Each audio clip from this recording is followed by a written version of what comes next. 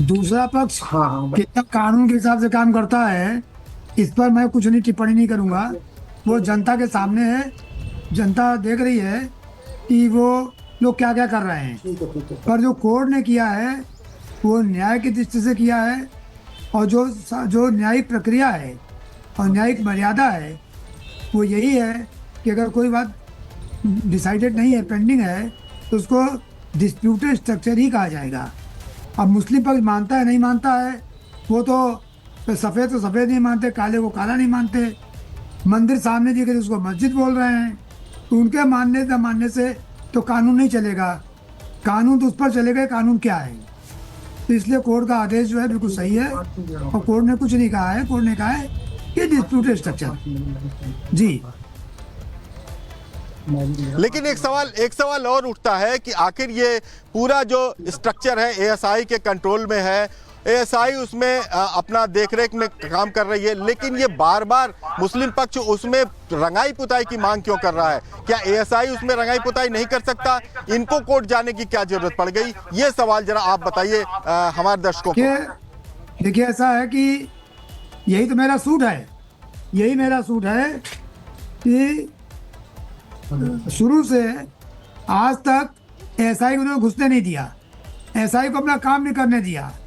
यही तो सूट में लिखा है मैंने, और उनके एप्लीकेशन में भी है कि लगातार हम पुताई कराते आ रहे हैं।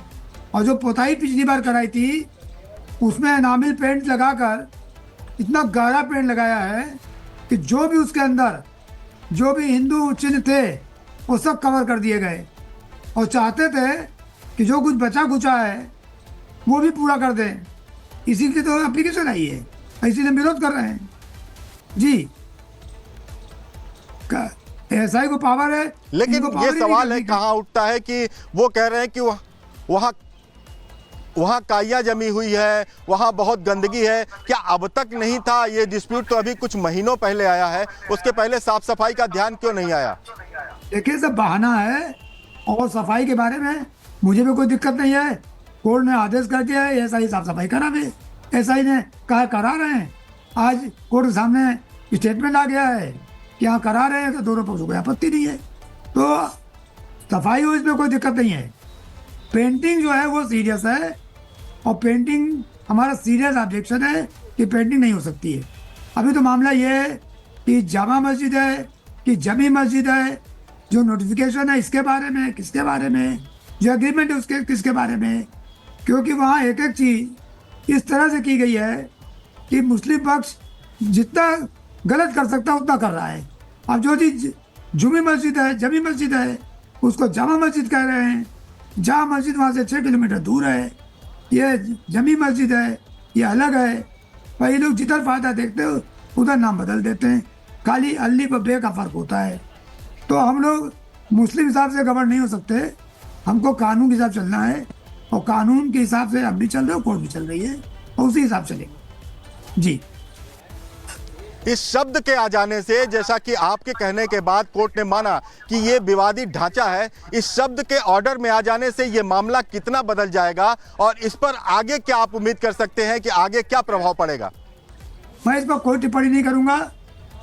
जो लिखा है, जो ऑर्डर है पढ़ लीजिए, और जो ऑर्डर पढ़ने के बाद जो जो मतलब निकालना सो निकालिए।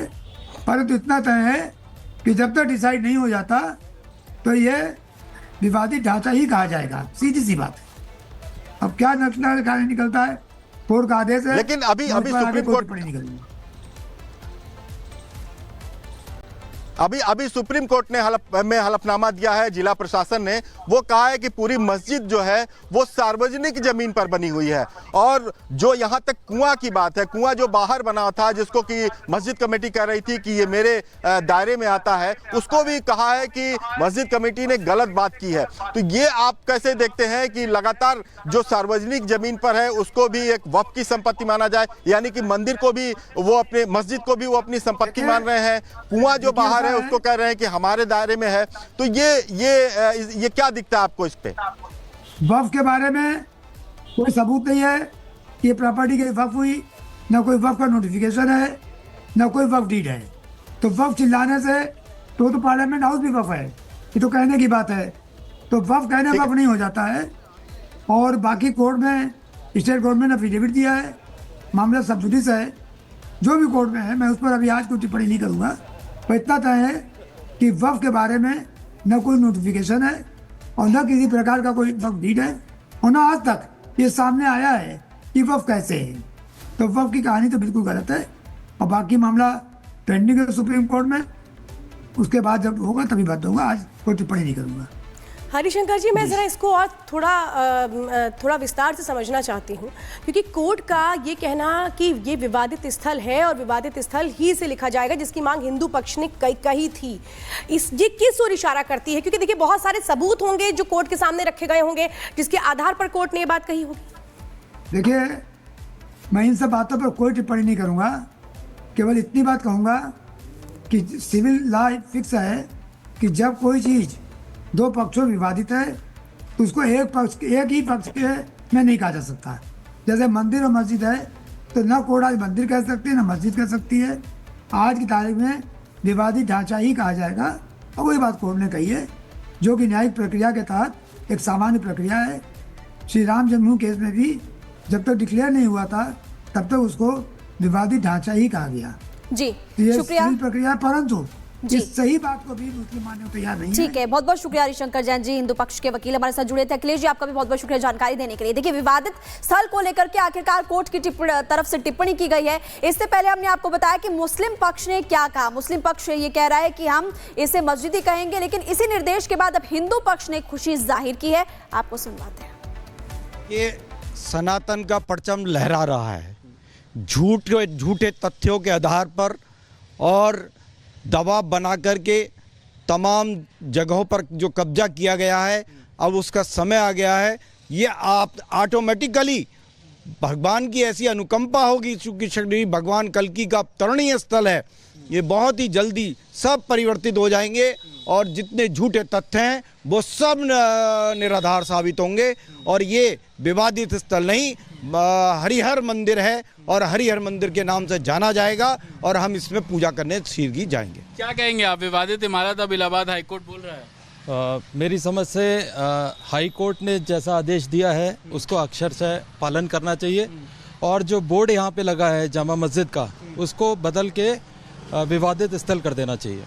क्या कहेंगे सर, विवादित इमारत ऑर्डर पे लिखा हुआ है? ये सब हमारी बहुत बड़ी जीत है और इसे विवादित ढांचा जो है लिख देना चाहिए बोर्ड पे। और संभल की जनता बहुत खुश है कि हिंदू जो है जीत जाएगा और बहुत जल्दी निपटेगा केस। कुछ कह रहे हैं, जो चीज़ है हकीकत है उसको तो ना आप बदल सकते हो ना मैं बदल सकता हूँ भाई। ये तो पृथ्वीराज चौहान की राजधानी है और रही है, हरिहर नाम के मंदिर के नाम से है प्रचलित, समझे आप। तो उसको ना तो आप मिटा सकते हो ना मैं मिटा सकता हूँ। जो प्रकृति ने जो दी है पहले जो हुई है बात है। अब यह है कि समय के रहते हुए इंसानों ने, लोगों ने स्वार्थ में अपने जो कुछ भी किया है वो गलत है। उसको सही, अगर समय के साथ अब ये सुधारा हो रहा है, किया गया है और सभी देवताओं का यहाँ पे आह्वान किया गया है। क्या कौन कौन शामिल हुआ? एडिशनल एसपी खुद थे उस पूजा में? जी, एडिशनल एसपी जी और सीओ जी अपने यहाँ अधिकारी शामिल थे। अगर आप बता पाएंगे कि जैसे कि मैं देख पा रहा हूँ आपने ईंट रखी है, फूल वहाँ पर चढ़ाए हैं, दीप यहाँ पर जल रहे हैं। जी, ये जो होता है ये पंच पूजन होता है, जिसमें कि अपने 5 ईंट स्थापित करके यहाँ पे शिला न्यास करके और शिला स्थापित करके यहाँ पे वास्तु एवं